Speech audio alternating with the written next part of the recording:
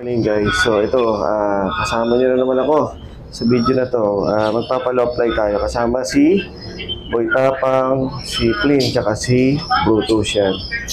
Kasi malapit na naman ang kargahan, so preparation natin para this week, Sabado, ikakarga natin sila sa Mulanay, Quezon. Okay, samahan niyo ako dito. Tapos kukondisyon din natin sila para minsan kasi talagang grabe ang ulan sa Quezon. Lagi ang release ng mga ibon ko, isang beses pa lang atang umaraw. Laging maulan sa Quezon. So, ayan. Kaya dapat kondisyon na kondisyon ng ibon para makauwi.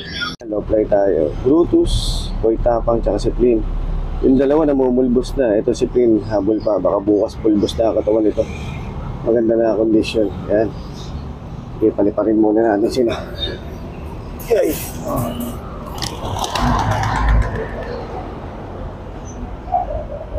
Yung maganda weather ngayon, yun. Problema, talagang pag lumibad, dire-diretso, ang layo na, hindi na makita yung ronda.